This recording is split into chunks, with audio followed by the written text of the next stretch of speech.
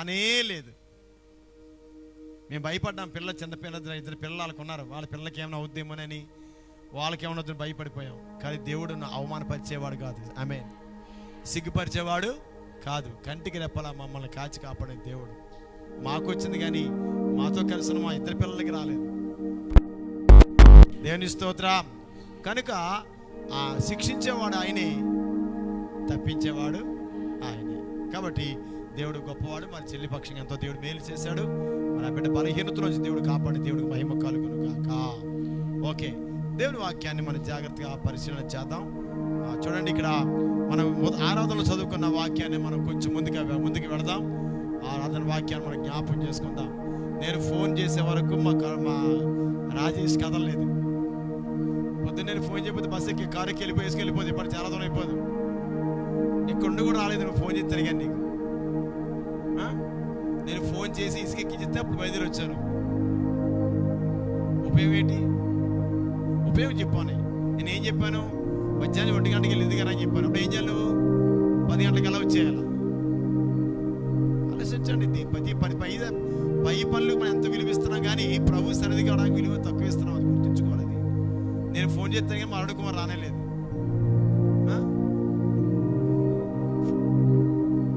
అంతే, మరి ఊళ్ళో ఉంటారు కానీ సాతాను వెళ్ళలేదు కదా. అపవాది వెళ్ళలేడు. ఎందుకంటే వాళ్ళని శాపగ్రస్తులు చేయాలనే ఉద్దేశం. సాతాను పని ఏంటి? మనల్ని దేవుని కోపం కలిగించే వాళ్ళ చేసి దేవుని ఒకరికి మనల్ని పాత్రులు చేస్తాడు, చేసి మన భ్రష్టులు చేస్తాడు. అది ఆడి పని. అదే వేరే పని కాదు ఆడికి. అర్థమవుతుందా మీకు? చదువు ఒక మాట అర్థమని చెప్తాను. సురేష్ విను. చదువుకునే కుర్రోడు చదువుకోలేని కుర్రోడితో స్నేహం చేస్తా ఉన్న సందర్భంలో చదువుకోలేని కుర్రోడు ఏం చేస్తాడు? పాడు చేయడానికి చూస్తాడు. నేను చదువుకునే దినాల్లో నాకు స్నేహితులు ఉండేవారు, 3 ఉండేవారు. వాళ్ళ చదువు మీద అసలు ఇంట్రెస్ట్ ఉండేది కాదు. నాకు ఇంట్రెస్ట్ ఉండేది కానీ అందుకని 7 సార్లు ఫెయిల్ అయిపోయింది 7th క్లాస్. కోళ్ళ గారు ఎన్నిసార్లు? 7 సార్లు ఫెయిల్ అయిపోయాను. అయితే దేవుడు 7 సార్లు ఫెయిల్ అయిపోయినా నన్ను విడిచిపెట్టలేదు. దేవుని స్తోత్రం. చదువుకున్నప్పుడు రాని చదువు మానేసాక వచ్చింది. ఇంగ్లీష్ అయినా హిందీ అయినా ఏదైనా తర్వాత వచ్చింది. గమనించండి. నా ఫ్రెండ్స్ ఏం చేశారంటే, నేను స్కూల్కి వెళ్తుంటే వాళ్ళు నన్ను తీసుకొని అక్కడ రమణయ్యపేట దగ్గర జాతర ఉండేది, ఏదంటే రాజులబాబు పండుగ అక్కడ తీసుకుపోయేవారు. లేకపోతే కొల్లమెట్ట ఉంది మా ఊర్లో, ఏలేశ్వరం కొల్లమెట్ట అని చివరి ఉంటుంది, సాయిబాబా గుడి అంటారు. అక్కడ తీసుకుపోయేవారు. మేము పెద్ద ఇసుక దెబ్బలు ఉండేవి. అక్కడ పొద్దున్న పోయి మా అమ్మగా క్యారేజీ పెడితే పట్టుకుని అక్కడ పోయి శుభ్రంగా ఆడుకొని తిని సాయంత్రికి వచ్చామన్నమాట. అలా ఉండేది ఆ పరిస్థితి. నన్ను పాడు చేయడానికి వాళ్ళు ఎన్నో ప్లాన్ చేశారు. చివరికి వాళ్ళే పాడయ్యారు. దేవుడు నన్నే వాడుకున్నాడు. ఆమేన్. అలాగే మీరు భక్తిలో వెళ్ళే కొలది, రాజేష్ విను, భక్తిలో వెళ్ళే కొలది మిమ్మల్ని ఎలాగన్నా పాడు చేయాలి, దేవుడిని మీకు నుంచి మీరు దూరపరచాలి, దేవుడు మీకు ఇచ్చే ఆశీర్వాదం మీకు రాకుండా చెయ్యాలని మాట చెప్పడానికి సింపుల్గా అర్థమైపోతుంది. పరుగు పందాల్లో పరుగు పడితే వేస్తున్న కుర్రోళ్ళు అసూయున్న కుర్రోడు ఏం చేస్తాడు చెప్పండి? పరిగెత్తలేడు. చెప్పలే. కాళ్ళన్నా అడ్డు పెడతాడు, చేస్తానన్నా తోచేస్తాడు. ఎందుకు? నేను పరిగెత్తలేంది ఎవడు? అరుణ్ కుమారు ఎవడు? పరిగెత్తకూడదు. ఎలాగైనా వాడు పడిపోవాలి, అందరూ పడిపోవాలి, నేనే. అది దొంగ వాటమి. అలాగే ఆడ దేవుడి దగ్గర రాలేడు. ఎవరు మాట్లాడదా మన ఆయుష్ బాబుకి? ఆయుష్ ఎవడు రాలేడు? వెళ్ళేవాళ్ళని అది ఆడుకోవాలి. కానీ గుర్తుంచుకోండి, మనం ఆశీర్వాదం పొందాలంటే దేవునితో సహవాసం చేయాలి. ఆ సహవాసం పోగొట్టడమే వాడి పని. కనుక దయచేసి గమనించండి, దినములు చాలా తక్కువ సంకుచితముగా ఉన్నాయి. కనుక మీరు సమయాన్ని పాడు చేసుకుంటే ఆ తర్వాత మీరు ఎంత గింజుకున్నా మీరు ఆ పరుగు పందాలు ముందుకి వాడు చేస్తా. మీకు పరుగు పందాలు వెనకై పడుకోండి, ఇక్కడ వెనకే ఉంటాడు. ఇక్కడ మళ్ళీ ముందుకు రావడం వాడి తరము కాదు. సినిమాలో చూపిస్తారు, హీరో గారు చేస్తారంటే పరుగు పందాల్లో ముందు వెనకెన పోతాడు, చేస్తాడు, ఇంకెక్కడ వస్తాడు, శక్తి లేక ముందే పారిపోతాడు. అలాగే ఉండదు పరిస్థితి. గమనించండి, దేవునితో సహవాసం ఎప్పుడైతే నువ్వు కలిగి ఉంటావో సాతాను కను నీ మీద ఉంటాడు. గుర్తించండి. అలా కాకుండా ఈ చివరి దినాల్లో మనకు సమయం ఉన్నప్పుడల్లా ప్రభుత్వ సహవాసం కలిగి ఉందాం. అట్టి భాగ్యం దేవుడు మీకు అనుగ్రహించును గాక. ఓకే, ఇక్కడ రండి చూద్దాం. 50వ అధ్యాయము 14వ వచనం. దేవునికి స్తుతియాగము చేయుము, మహోన్నతునికి నీ మొక్కుబడులు చెల్లించుము. ఆపత్కాలమున నీవు నన్ను గూర్చి మొర్రపెట్టుము, నేను నిన్ను విడిపించదను. నీవు నన్ను మహిమ పరచదవు. దేవునికి మహిమ కలుగునుగా. ఉన్నారు ఇక్కడ చూడండి అంటారు కదా, దేవుని మనం ఏం చేయాలట? స్తుతి యాగము. అంటే యాగం అంటే తెలుసా? కంటిన్యూస్. అంటే నీ నోట ఏమి రావాలి? స్తుతే రావాలి. అది కంటిన్యూస్గా వస్తూ ఉండాలి. ఎప్పటి వరకు వచ్చి రావాలి? 24 గంటలు. ఇంకా అంటే మనల్ని పెట్టే వరకు ప్రతి సమయంలో కూడా నువ్వు స్తుతియాగము చేస్తూ ఉండాలి. స్తుతియాగము చేయువాడు నన్ను మహిమపరచుచున్నాడు. దేవుని స్తోత్రం. చాలా మంది గమనించలేదో, అన్యులు ముస్లిమ్స్ అయితే వాళ్ళు పోస్టర్లు ఉంటాయి, వాళ్ళు లెక్కెట్టుకుంటూ అల్లాహు అక్బర్ అక్బర్ అక్బర్ అంటూ ఉంటారు. దాంతో వాళ్ళు జపం చేస్తూ ఉంటారు. అదే హిందువులైతే రామ్ రామ్ రామ్ రామ్ రామ్ రామ్ రామ్ అని లెక్క పెడుతూ ఉంటారు. అది వాళ్ళకి యాగం. అది క్రైస్తవులు అయితే స్తోత్రం స్తోత్రం స్తోత్రం స్తోత్రం స్తోత్రం స్తోత్రం. నేను ఒక వ్యక్తిని చూశాను, నాకు తెలిసిన పెద్ద మంచి భక్తిపరుడైన ఆయన నిద్రలో కూడా స్తోత్రమే చెల్లించే మహాభక్తుడైన.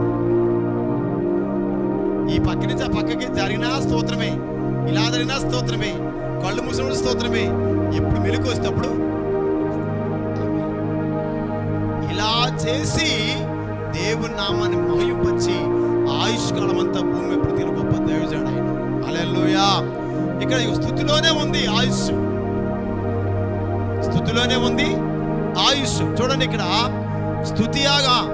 స్తుతియాగము చేయుము, మహోన్నతునికి నీ మొక్కుబడులు చెల్లించు. ముందు ఏం చేయాలట? స్తుతియాగం చేయాలి. ఆ తర్వాత నీ దేవుడి దగ్గర ఏం మొక్కున్నావో అది చెల్లించాలి. చాలా మంది దొంగలుగా మొక్కుకొని ఇవ్వవలసింది ఇవ్వకుండా, ఇవ్వవలసింది దాన్ని దాచుకొని, దాంతో ఇవేవే పనులుగా వాటిని ఉపయోగించుకొని చివరికి భ్రష్టులైపోయి దేవుని ఆశీర్వాదాన్ని వారు పోగొట్టుకున్నారు. దేవుడి దగ్గర ఏదైనా నువ్వు మొక్కుబడి చేసావంటే అది ఎన్ని ఇబ్బందులైనా ఎన్ని సమస్యలైనా ఆ మొక్కుబడి నువ్వు చెల్లించగలిగితే నువ్వు దీవించబడతావు. దేవుని స్తోత్రం. ఒకటి, స్తుతియాగం చెల్లించాలి. స్తుతియాగం చెల్లించాలంటే అర్థం ఏంటి? ఇంకో మాట చెప్పిన మీకు, స్తుతియాగం ఎవరు చెల్లించాలట? రక్షణ అనుభవం గల వాళ్ళే దేవుణ్ణి స్తుతించాలి. స్తుతి చెల్లించాలంటే ఏముండాలి? లోపల పరిశుద్ధాత్మ ఉండాలి. అంతేనే తను ఆరాధించేవాడు ఆత్మతోనూ సత్యముతో ఆరాధించాలి. అలా నువ్వు ఆరాధిస్తే, అమ్మ వినో, అలా నువ్వు ఆరాధిస్తే నీ ఆ ఆరాధనలో ఏమున్నాయి నీకు చూపిస్తాను ఈరోజు మీకు. గమనించండి. ఒకటి ఏముందంటే, ఆపత్కాలమున నీవు నన్ను గూర్చి మొర్రపెట్టుము, నేను నిన్ను విడిపించదను, నీవు నన్ను మహిమపరుస్తావు. దేవునికి స్తోత్రం. హల్లెలూయా. గమనించిన బిడ్డలారా, అమ్మా గమనించు. నీవు దేవుని మహింపరిస్తే, నువ్వు దేవునికి మొక్కున్న మొక్కుబడి నువ్వు చెల్లిస్తే, నీకు ఆపద వచ్చినప్పుడు ఆయనే వచ్చి నిన్ను నీవు అది ఎంత మంచి మాట. ఆపత్కాలమున నీవు నన్ను గూర్చి మొర్రపెట్టు, నేను నిన్ను విడిపించదను, నీవు నన్ను మహిమపరచదవు. దేవునికి మహిమ కలుగును గాక. గమనించాలి. ఒకటి ఏం చేయాలి? దేవునికి స్తుతి ఎక్కడ చెల్లించాలి? ముఖ్యంగా అన్ని వేళ చెల్లించాలి. అతి శ్రేష్టంగా దేవుని మందిరానికి వచ్చి చెల్లించాలి. ఆమేన్. ఇక్కడ చూడండి, ఆయన చేసినప్పుడు ఏమవుతుందంటే, నీకు ఆపద వచ్చినప్పుడు నువ్వు దాన్ని మహింపరిచావు గనక, ఆయనకి నువ్వు దశభాగం ఇచ్చావు గనక, లేక ఆయనకి కానుకలు ఇచ్చావు గనక, ఆయనకి మొక్కుబడులు ఇచ్చావు గనక, నీకు ఏ ఆపద వచ్చినా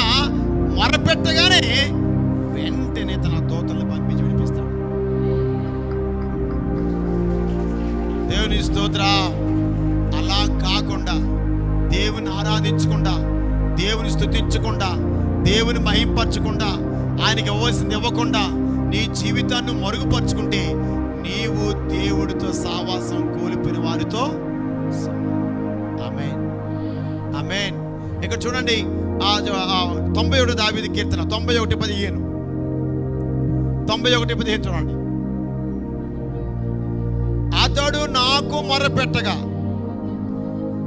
అతనికి నేను ఉత్తరం ఇచ్చేదను, శ్రమలో నేను అతను తోడయ్యుందును, అతను విడిపించి అతను. ఎన్ని ఉన్నాయండి ఆరాధనలో. ఒకటి ఏముందంట, శ్రమంలో తోడు. ఒకటి ఉత్తర జవాబిస్తాడు. రెండోది ఆ శ్రమంలో తోడై ఉంటాడు, అతను విడిపించి అతను గొప్ప చేస్తాడు, దీర్ఘాయువు చేత అతనిని తృప్తిపరుస్తాడు. ఆయన స్తుతియాగం చెల్లించాడు కనుక ఆయన ఆయుస్సు 100 సంవత్సరాలు, ఒక్కటి తక్కువ 100 సంవత్సరాల భూమి మీద హాయిగా బ్రతికాడండి ఆ భక్తుడు. నువ్వు స్తుతియాగం చేయడం వలన నీకు ఒకటి ఏమొస్తుంది? ఆరోగ్యము, ఆయుస్సు, శ్రమలలో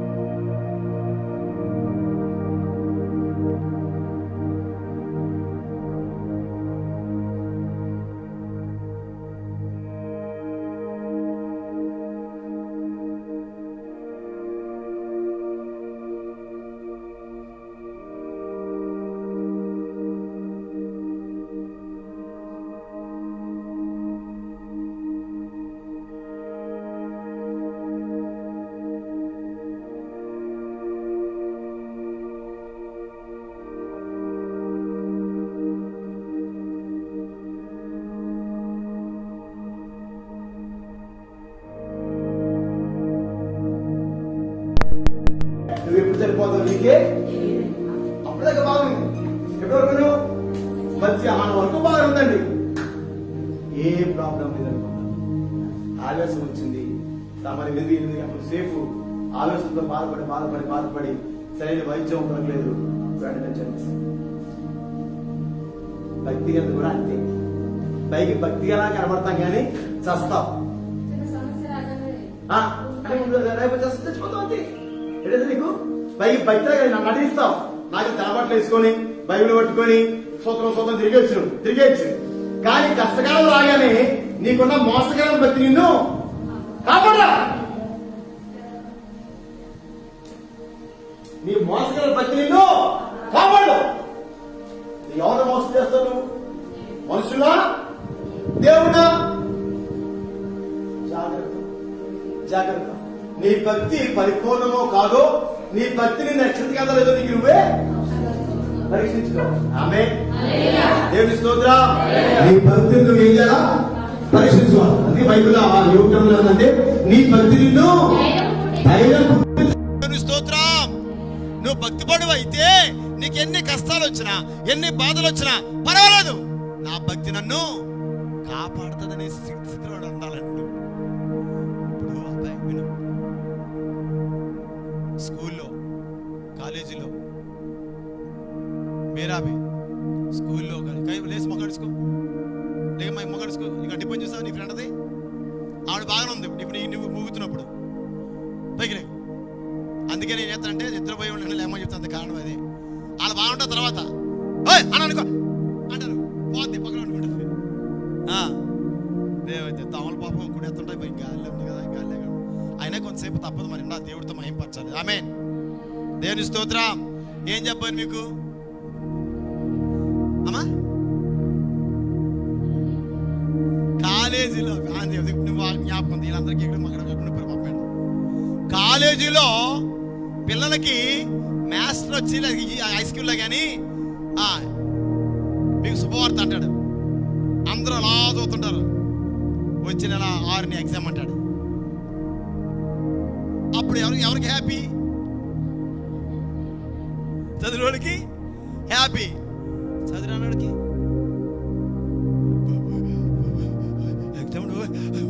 ఎగ్జామ్ అంట పోయేసు పోయి బాబు నవ్వుతాడు. అంతే కదా, బాబాయ్ బాబాయ్ బాబాయ్ అంటాడు. ఏడికి అన్నాడంటే వీడికి ఏం రాదు, చదివచ్చున్నాడు. ఎగ్జామ్ అంటే అంటాడు. చూసిడు అర్థం ఏంటంటే నీ భక్తి నిన్ను కాపాడు. శ్రమ వచ్చిందనుకో, మాకేం పర్లేదు, మా భార్యకేం పర్లేదు, నా భర్తకేం పర్లేదు, నా పిల్లకేం పర్లేదు, నా కుటుంబానికి ఏమి రాదు. కారణం తెలుసా? మా కుటుంబం దేవుని భక్తిలో ఉంది. దేవుని స్తోత్రం. కరోనా వచ్చింది పాస్టర్ గారికి, పాస్టర్కి వచ్చేసింది, మా పెద్ద బాబుకి వచ్చేసింది. కొంతమంది అయితే అంజులు ఏమంటారు, అయిపోయిందిరా ఈ పని, వచ్చేస్తాం గుళ్ళో అందరూ వచ్చేస్తాం ఇంకా అనుకున్నారు. మేము ముందు వారమే ముగ్గురు అని ఆపేశాం. నిజం మీకు? ఆమేన్. అంజులు అంటారు, నన్ను అంజులు అంటారు. అదే క్రైస్తవులు అంటే వాళ్ళు ఆ భక్తి వాళ్ళు అంజులు అంటారు. ఏమని? అంటుపోద్దామంటారు. నీ భక్తిని కాపాడుతుంది. మా భక్తి మమ్మల్ని కాపాడిందండి. ఆ సీజన్లో రాలిపోయారు పెట్టలా, నిజం మీకు అనుకోవారు. అలాంటి సమయంలో దేవుడు నా కుటుంబాన్ని కాపాడు. కారణం సార్ మా భక్తి మమ్మల్ని కాపాడింది కదా. చూడండి ఇదే మాట. నీ ఎవరి మట్టికి అమ్మా, ఎవరి మట్టికి? నీ మట్టుకు నువ్వే, నీ కొడుకు మట్టుకు నీ కొడుకే, నీ కోళ్ళ మట్టు కోళ్ళ. ఎవరి భక్తి ఆడదండి? శ్యామలా, నేను నా భక్తి కొంచెం ప్రభా, నా భక్తి మా ఆయనకి సత్యానంద కొంత ప్రభా నాకు లేదండి. సత్యానందం అంటే చాలా ఇష్టం నీకు, కానీ నీ భక్తి కొంచెం ఇమ్మంటే వెళ్తుంది. భక్తికి ట్రాన్స్ఫర్ లేదు, షేరింగ్ లేదు భక్తికి. నేను ఎంత ప్రేమించినా, నీ భర్త నీ భార్య ఎంత ప్రేమించినా, ప్రభా మా దేవికి కొంచెం భక్తి ప్రభా అంటే వెళ్తుందా? చెప్పయ్యా, ఎందుకు వెళ్దావు? భక్తికి ట్రాన్స్ఫర్ లేవు, భక్తికి షేరింగ్ లేదు, భక్తికి వీలునామా కూడా లేదు. ఎవరి భక్తి వాళ్ళే. ఆమేన్. దేవుని స్తోత్రం. గట్టిగా దేవునికి మహిమ కలుగును గాక.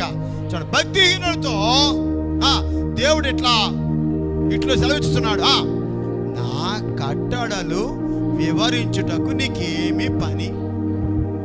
ఒకటి మాట, ఇది చాలా పెద్ద ప్రసంగం అండి. దగ్గర 2 నెలలు 3 నెలలు చెప్పాలి ఈ ప్రసంగం. అంత పెద్ద ప్రసంగం ఇది. సింపుల్ గా చెప్తారు, తర్వాత మనం చేసుకుందాం.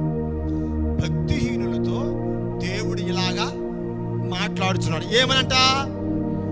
నా కట్టడలు అంటే నా విధులు, నా వాక్యము, నా బోధ నువ్వు చెప్పడానికి నువ్వెవడవరా? నువ్వెవరు? నీ సంబంధం ఏంటి? నా వాక్యాన్ని, నా బోధను నువ్వు చెప్పడానికి నీకు ఎవడిచ్చాడు? నీకు ఒకవేళ నువ్వు నేర్చుకున్న దాన్ని నువ్వు అవలంబిస్తే అప్పుడు చెప్పు. ఆమె నువ్వేమో మారవు. ఇప్పుడు తండ్రి తాగుబోతాడు, కొడుకు కూడా జాయిగా అప్పుచ్చుకుంటాడు. ఎవడో చూసి చెప్పాడు, ఎవరికి? తండ్రికి. ఏం బాబు మీ వాడు నీకులాగే స్టార్ట్ చేశాడంటే తండ్రి, అబ్బా తాగుతున్నాడా, ఈసారి మా ఇంట్లోనే ఇద్దరు తాగుతా అంటాడు. పనికి మాలి వెధవాడు ఉంటేని. మంచోడు ఆ మాట అంటే ఏమంటాడు? నేనే పాడైపోయాను, నా కొడుకు పాడవు అని ఆ మాట వినగానే గుండె చళ్ళు మనిపోతానమాట. అయ్యో, నేను తాగుబోతును కాబట్టి నా కొడుకు కూడా తాగుబోతు అయిపోయాడు. నేను పాడైపోయాను, నా కొడుకు పాడకూడదు. నేనన్నా మానుకోవాలి, వాడినన్నా అంతే కదా. నేనన్నా మానుకోవాలి, వాడన్నా మానిపించాలి. సరే, ఇప్పుడు వెళ్ళాడు బాబు అన్నాడు. తాగుతున్నావు అంటే తాగుతాను. తప్పు నాన్న, తాగకూడదు. నువ్వు తాగితే లేదు కానీ నేను తాగితే వచ్చిందా అన్నాడు అనుకో, నీ తల కిందకి దించుకోవాలి. ఒకవేళ తెలిసినప్పటి నుంచి మందు మానేసేసావు, పవిత్రంగా ఉన్నావు, యథార్థంగా ఉన్నావు, అప్పుడు కొడుకు దగ్గరికి వెళ్ళి, నానా నువ్వు మందు తాగుతున్నావు కదరా, త్రాగొద్దని చెప్పిన తర్వాత ఒకవేళ నువ్వు తాగినప్పుడు అనుకో, నేను మానేశాను రా. ఎప్పుడైతే నువ్వు తాగుతున్నావు తెలిసిందో వెంటనే మానేశాను, నీ కాళ్ళు పట్టుకుంటాను నానా, దాంట్లో చాలా భయంకరమైన శ్రమ ఉందిరా, దాంట్లో చాలా భయంకరమైన వ్యాధులు ఉంది నాన్న, తాగొద్దంటే అప్పుడు ఆడ మనసు మార్చుకునే ప్రయత్నం. ఎందుకు ఈ విషయం చెప్తానంటే, నువ్వు దేవుళ్ళో లేకుండా, అమ్మా విడ, దేవునిలో లేకుండా, దేవుని వాక్య ప్రకారంగా జీవించకుండా ఎదుటి వారికి నీతులు చెప్పొద్దు. జాగ్రత్త, శాపగ్రస్తులు అయిపోతావు, శాపగ్రస్తులు అవుతావు. ముందు నువ్వు మారు, నువ్వు మార్పు రావాలి, ఆ తర్వాత బోధించు. ఎవరికైనా బోధిస్తే నువ్వేమో దొంగవి, దొంగతనం చేయొద్దు అంటావా? ఇక్కడ చూడు, కింద రాయబడింది, చూడు చూడు చూడు చూడు, ఇక్కడ ఏముంది సార్? నా నిబంధన నీ నోట వచించదవేమి, దిద్దుబాటు నీకు అసహ్యము కాదా? ఏమన్నాడు? నా నిబంధన అంటే అర్థం ఏంటి? నా ఆజ్ఞ. నా ఆజ్ఞమో సత్యవతి నాకు చూడమ్మా, నా వాక్యమేమో నీకు ఇష్టం లేదు, నా వాక్యం నీ జీవితాన్ని మార్చుకుంటలేదు, కానీ బోధ మాత్రం సినిమా చూడకూడదు, సీరియల్ చూడకూడదు, అన్ని బాగా చెప్తున్నావు, నువ్వు మాత్రం మాటలేదు. ముందు నువ్వు మాను, ఆ తర్వాత నీ పిల్లల్ని బోధించు. ముందు నువ్వు మాను, నీ భార్యకు బోధించు. ముందు నువ్వు మాను, నీ భర్తకు బోధించు. అప్పుడు వాళ్ళ జీవితంలో గొప్ప మార్పు చూస్తావు. దేవుని స్తోత్రం. నీవు మారకుండా నువ్వు అదే పాపంలో ఉంటూ అదే పాపంలో జీవిస్తూ, ఒక మంది చేస్తా వాళ్ళు చేసి ఎన్ని పెద్ద పనులే ఎదుటికి మాత్రం చేస్తారు, నీతిని బోధిస్తారు. ఇది పరిమాణి బ్యాచ్, ఇది శాపగ్రస్తమైన ఇల్లు మనుషులు. వాళ్ళు నీ బ్రతుకులో మార్పు లేదు, నీ ప్రవర్తనలో మార్పు లేదు, నీ క్రియల్లో మార్పు లేదు. చివరి అడవుకున్నారు చూడు, కిటికీ దగ్గర ఏ సత్యానందం, ఏ కాలు మీదనే కూర్చోలో కూర్చో.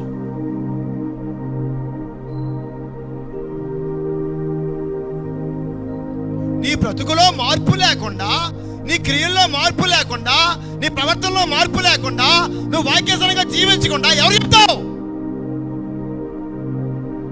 జాగ్రత్త, జాగ్రత్త. దిద్దుబాటు నీకు అసహ్యము కదా. వాక్యం పాస్టర్ వాక్యం చెప్తుంటే మొత్తం చెప్పు. పక్కన చూసి ఇలాగంటున్నారు.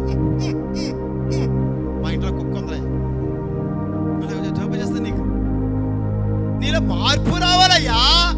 అది నా కోసమే ప్రభు అనుకో. ఒకవేళ తప్పులో ఉంటే ఇది నా కోసమే, నా కోసం అనుకోవాలి. ప్రభు నన్ను క్షమించని మోకాళ్ళు వేసి ప్రార్థన చేసి కన్నీరు కాచాలి. అప్పుడు మార్పు వస్తుంది. దేవుని స్తోత్రం చెప్పగలిగా. కనుక ఇక్కడ నీకు ఈ ముక్కు రాకూడదు, మూలుగు రాకూడదు.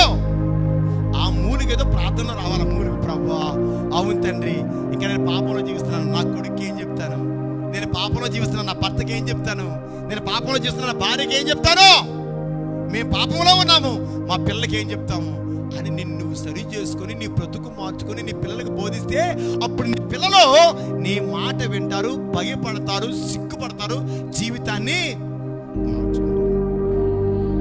దేవుని స్తోత్రం. దిద్దుబాటు నీకు అసహ్యము కదా. ఈ వారం అంతా ప్రసంగం నా కోసం వేసిన పాస్టర్ గారు ఎవరు చెప్పేశారో అని వాళ్ళ పగబడతా కత్తి నీరెత్తండి వాళ్ళ మీద. ప్రభా, నా హృదయం తెలుసు కదా, తప్పు చేశాను ప్రభా, నన్ను క్షమించిన ఆయన, ఇంకెప్పుడు తప్పు చేయను ప్రభా అనుకో. ఎవరు చెప్పుకుంటారంట? వెనక్కి వెళ్తాం. వాళ్ళిద్దరు మాడుకున్నప్పుడు ఎవరన్నారు ఇక్కడ, ఎవరన్నారు ఇక్కడ, అదే చెప్పేసింది, అది చెప్పేసింది. చెప్తే లాస్ట్ సైడ్ నీకు నీ బ్రతుకు మార్చుకుంటావు అని చెప్పుకుంటావు. ఒకవేళ అప్పుడు నువ్వేం చేయాలి?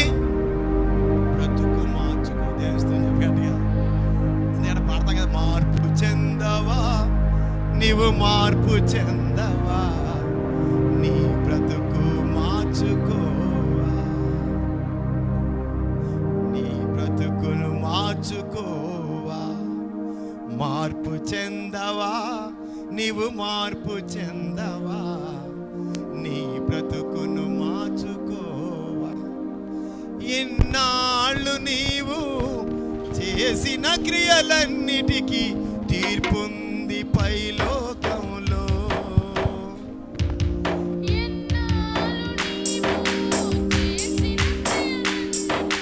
తీర్పుంది లోకంలో.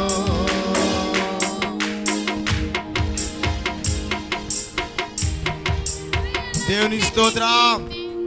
ఇక్కడ మైక్ దగ్గరెట్టుకుని మైక్ పనిచేయటం. మైక్లో ఏంది తగ్గించాడు? పెట్టించుంటా ఒకటి. దేవుని స్తోత్రం. కనుక మార్పు చెందవా కాదు,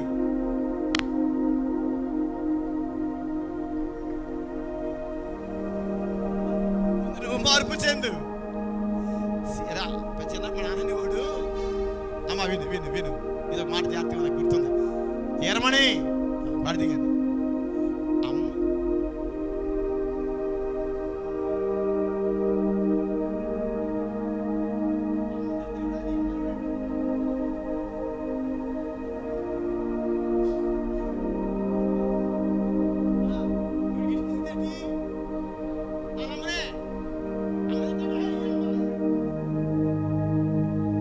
చేసుకుంటా. నేను చెప్తున్న విషయం మీకు, నీవు మార్పు లేకుండా నీ ఎదుటి వారికి నువ్వు చెప్పడానికి హక్కు లేదు.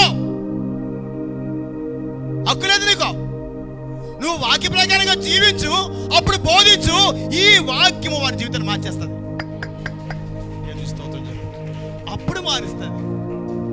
నువ్వేమో సీరియల్ పెట్టుకుని సీరియల్ దగ్గర కూర్చున్నావా, మీ పిల్లేమో గేమ్ ఆడుతుందా సెలవుచ్చుకొని, ఏమన్నా కోపం వచ్చి ఏమే బుద్ధి ఏందనా, ఏం చేస్తున్నావు, గేమ్ ఆడుతున్నావా, అప్పుడేదంటది నువ్వు సీరియల్ వస్తున్నావు, నేను గేమ్ ఆడుతున్నా. ఏం బోధిస్తావు, ఏం బోధిస్తావు? ఏమండి మీ అమ్మాయి స్కూల్లో అబద్ధాలు ఆడుతుంది అని చెప్పాడు స్కూల్ మాస్టర్ వాళ్ళ అమ్మకి. ఏమే స్కూల్ అబద్ధాలు ఆడుతున్నాడు, పిచ్చిదనా, వాడి మధ్య నీకు ఏదావా అంది. ఎవరు? అమ్మ. అప్పుడు కూతురు అంది, ఇది నేర్పించింది నువ్వే. నేను నేర్పాను నీకు అబద్ధాడుగా, నువ్వే నేర్పావా? ఎలాగా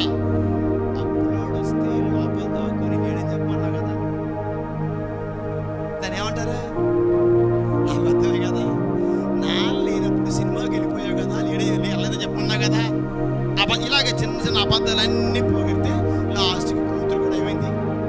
అబద్ధాలు మారైపోయింది. నిన్ను బట్టి నీ కుటుంబం నాశనం అయిపోయి చూసుకో. అబద్ధాలు ఆడించిన పిల్లలతో ఇక్కడ చూడకు మాట్లాడతావా? దిద్దుబాటు నీకు అసహ్యం కదా. నీవు నా మాటలను ఎక్కడికరా ఎనకడ అర్థం ఏంటి? నిన్న మేము అమ్మ విను విను అబ్బాయి విను, మా సాగర్ భార్య చనిపోయింది కదా, వెళ్ళిన తర్వాత ఆ కార్యక్రమంలో ఆ సమాధి దగ్గర ఆ పాస్టర్ ఎంత గొప్పడంటే మీరు చెప్తాను చూపించాలి. ఆ పాస్టర్ గారిని 3 సార్లు పెట్టంట ఎత్తి కింద పెట్టాలంట. ఎవరు చెప్పారు ఇది? పాస్టర్ గారే. అబ్బాయి ఓయ్ పెట్టి 3 సార్లు కింద తెప్పాలా అన్నాడు. ఆ ముందేమో 3 సార్లు ఇలా పెట్టిని తీసుకొని ఇలా తీసి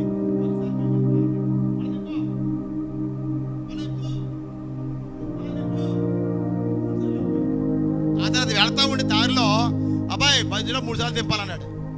నేను వెనకాల ఉన్నాను, నాకెందుకు వాడితో చెప్పి అక్కడ ఆ గొడవ పెట్టుకునే పరిస్థితి కాదు, సమయం కాదు అది. అందరూ విచారణ ఉన్నప్పుడు 3 సార్లు అయిపోయింది. అక్కడికి గొయ్యి దగ్గరికి వెళ్ళిన తర్వాత 3 సార్లు రౌండ్ తిప్పాలట. ఎంత దుర్మార్గుడు పాస్టర్! 3 సార్లు రౌండ్ తిప్పాలట. ఆ 3 సార్లు పెట్టి ఆ గొయ్యి చుట్టూ తిప్పిన తర్వాత అక్కడ తిప్పిన తర్వాత ఇప్పుడు ఆ యొక్క మా సాగర్ ఉన్నాడు కదా, వాళ్ళ భార్య కదా, మట్టి తీసుకున్నట్ట మొట్టమొదటిగా సహజంగా పాస్టర్ చేస్తానంటే పాస్టర్ మట్టి తీసుకొని ప్రార్థన చేసి మట్టి అనేది మన్నుకి అప్పగిస్తున్నాడు. ఇక్కడే తెలుసా, ఆ మట్టి తీసుకోమని ఆ పాస్టర్ ఎన్ని వాడే చెప్పాడండి. ఇప్పుడు ఇస్తాను వాయింపు, నేను జ్ఞాపకాలు కూడా వెళ్తున్నాను కదా, వాడు మారితే పోతే పోతాడు. అప్పుడు ఎప్పుడు అడిగేస్తాను ఇలాగ బాబు సాగర్ ఇలా మట్టి పట్టుకున్నాడు. ఇలా కూర్చొని ఇలా కూర్చున్నాడు. కానీ ఎక్కడుంది వెనకాల కొయ్య చూడకుండా అట మట్టి అలా 3 సార్లు ఇచ్చినట్టు మట్టి వెనక్కి తిరిగి చూడకుండా వెళ్ళిపోయింది. అన్యులు అలాగేదండి. మరి ఆడేం పాస్టరేనా? ఎంత దౌర్భాగ్యుడండి. అక్కడ హిందువులు ఏమనేస్తా, నాకు ముందున్న హిందువులు భయంకర హిందువులు అనేసా, పాస్టర్ గారు మీ కార్యక్రమం మా కార్యక్రమం ఒకలాగే ఉంది, ఇంకా మార్పు ఏముందన్నారంటే పొర పట్టుకున్నానండి. మా పెద్దమాంగారు హిందూ అన్యుడే అన్నాడు. మా అల్లు గారు ఏంటంటే ఇంకా మీలో కూడా ఈ పద్ధతి ఉంటాయా, నేను ఎక్కడ చూడలేదు నేను అన్నాడు. ఈ ఊరి పద్ధతి అంతే. కారణం ఏంటా, ఆ ఊరి పాస్టర్ గారు అంటాడు కాబట్టి మిమ్మల్ని బట్టియే కదా నా నామాంజనుల దగ్గర దూషించబడి. ఎంత దౌర్భాగ్యం అండి, ఎంత దౌర్భాగ్యం అండి. హిందూ చేస్తారు సార్ ఇప్పుడు ఆ పెళ్లి చేసినప్పుడు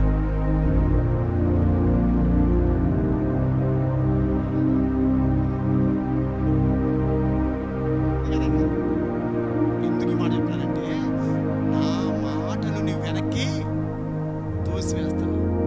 ఎవరి మాటలు?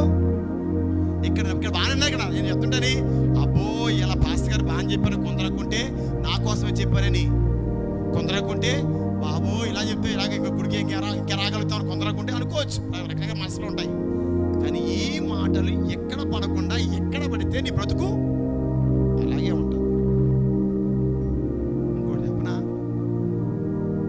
నిన్న అక్కడ ఏం జరిగింది, ఇళ్ళ స్థలాల కొలతలేని అక్కడ భూములు ఇచ్చారు. ఎమ్మెల్యే గారు వచ్చి ఎవరు భూములకు ఇచ్చారు. దానికి నేను కూడా దాన్ని పిలిచారు, ప్రార్థన చేయడానికి వెళ్ళాను. అక్కడ కూడా మన క్రైస్తవులు అన్యుల్లాగే కొబ్బరికాయ, అరటిపళ్ళు, పసుపు, కుంకము అవన్నీ అగరొత్తులు ఎన్ని పట్టుకొని అడిగి వచ్చారండి అక్కడికి. ఇప్పుడు ఈ పాస్టర్ చేయించింది ఇది ఒకటమైన ఉన్నాయా ఏమండి? అక్కడికి వెళ్తే క్రైస్తవుల పేరు పెట్టుకొని కొబ్బరికాయ అండి, కొబ్బరికాయలు, అరటిపళ్ళు, అగరత్తులు పట్టుకెళ్తే నీకు సాక్ష్యం అక్కడ. నీకు ఎమ్మెల్యే పిలిచి అడుగుతాడా, కొబ్బరికాయ ఏదమ్మా అంటాడా? అతను ఏం చెప్పాడు, అతను వచ్చి అతను మా హిందూ కాబట్టి ఒక కొబ్బరికాయ వెళ్ళిపోతారు ఒక ఇంటికి. ఆ తర్వాత ఎవరు గోయిలాలో తవ్వుకొని పడి అతను సామని చెప్పాడు అనుకుందాం. మరి నువ్వేం చేస్తావు, నీ గొయ్యి నువ్వే కూడా తవ్వుకున్నావు కదా అక్కడ. కొబ్బరికాయ అండి. మేము ఇలాగ బయటికి రాగానే అంట ఒకళ్ళు చెప్పారు నాకు, ఫోటోస్ పెట్టారు నాకు పట్టుకొచ్చి, రెడ్ హ్యాండ్ గాను ఈ పనికి మాలోళ్ళు ఈ విధంగా చేశారని. పేరు చెప్పను, సిగ్గు లచ్చం ఉంటే బతుకులు మార్చుకోండి. లేదా సాక్ష్యాలు నా దగ్గర. మీరు ఆ యథ పని చేస్తున్నప్పుడు ఫోటో తీసి వెంటనే పెడితే నాకు ఎవరు అంజుడండి, క్రైస్తవులు కదా అంజుడు పెట్టాడు ఫోటో. అప్పుడు అన్నాను, బాబు ఎక్కడ తీసామన్నాను. మీరు ఇలా పోగానే దాటగానే వెంటనే కొబ్బరికాయలు పళ్ళు మన్నాయి, పువ్వులు చళ్ళు మన్నాయి. కార్యక్రమం అద్భుతంగా జరిగింది. మీరేమనుకున్నారు? మీరు నా పిల్లలు ఎంత మంచోడు అనుకున్నా. నువ్వు పిచ్చోడు పాస్టర్, నువ్వు బావా నన్ను బావ అంటాలే, బావా నువ్వు పిచ్చోడు బావా, నేనే చేసుకున్నావా నువ్వు కదయ్యా. నీకంటే ముందు వాళ్ళు తీసేసుకున్నారు కొందరు, నువ్వు వచ్చిన తర్వాత పోయిన తర్వాత కొందరు చేసుకున్నారు. ఎవరు మోసం చేశారు మీరు? అది అందుకే నా మాటలు వచ్చించదవేమి, నా మాట నోటి ఎందుకు వచ్చిస్తున్నావు? నువ్వు క్రైస్తవురాలు కాదు కదా, అంజుడివే నువ్వు, అంజురాలివే నువ్వు. ఏ మామూలుగా పెడితే పట్టవడా? నీకు ఆల్రెడీ ఇచ్చేసాడు. కొలిసి లేదా? కొలిసి ఇచ్చేసాడు. ఏంటి ఆటంకం? గమనించండి. ఒక వ్యక్తి అయితే నేను ఒక ఆడ మనిషి ఎవరు మనం తెచ్చాక కొత్త ఎవరు ఉండడం, కొత్త ఎవరు వచ్చింది. ఆవిడ బైబిల్ ఆవిడ బ్యాగ్లో ఏముంది సార్? ఆ పట్టా పక్కన బైబిల్ ఉంది. ఎవరు ప్రార్థన చేస్తారో అనుకున్నాను. అయ్యారు చిన్న ప్రార్థన చేసి పెట్టండి. స్థలంలోకి వెళ్ళాను, అక్కడే ప్రార్థన చేసాము. ఏమీ తెలియదు. ఆవిడ ప్రార్థన చేసుకుంది, కార్యక్రమం ముందుకు వెళ్ళిపోయింది. ఎందుకంటే దేవుణ్ణి మహిమపరిచే పని చేయాలి తప్ప మనుషులు మహిమపరిచే పని నువ్వు చేసావా? మోసపోకుడి దేవుడు వెక్కిరించబడును. ఏ విత్తుతున్నావో అదే పంట త్వరలో నువ్వు వస్తావు. గుర్తుంచుకో. అందుకే ప్రభు ఏం చెప్పండి, నువ్వు చల్లగానన్నా ఉంటే అలా ఉంటే ఎలాగుండు, లేదు మానేయమ్మా, నరకానికి పోతావు నువ్వు. మానేయ్, నరకానికి పోతావు నువ్వు, హాయిగా వెళ్ళిపోతావు నువ్వు. కానీ వేషం వేయొద్దు. గుడిలో ఒకలాగా బయట ఒకలాగా, గుడిలో ఒక భక్తి బయట ఒక భక్తి చేసావా నువ్వు భయంకరమైన శిక్షకు నువ్వు పాత్రలవుతావు. అందుకే గమనిస్తారా, నిన్ను చీల్చి వేస్తాను. గుర్తుంచుకో. మార్పు చెందండి, బ్రతుకులు మార్చుకోండి, జీవితాన్ని మార్చుకోండి, మోకాళ్ళు వేయండి. కొబ్బరిగా కొడితే ఇంకొక 40 యాక్సిడెంట్ ఇచ్చి కనిపించాడు నీకు? చెప్పు. లేదా 100 కొబ్బరి కొడితే వెళ్ళి ఒక 50 సెంట్లు కొడితే నీకు? అందరూ చాలా మంది అక్కడ ఉన్న వాళ్ళు అసలైన హిందువులు అక్కడ ఏం చేయలేదు. అసలైన హిందువులు మన క్రైస్తవులు అక్కడ దౌర్భాగ్యం పనిచేశారట. అతను ఎప్పుడు వాలంటరీ మనకు బాగా తెలిసినోడే, అదే పెట్టాడు ఫోటోలు నాకు వెంటనే తీసి పెట్టాడు. ఇదిగో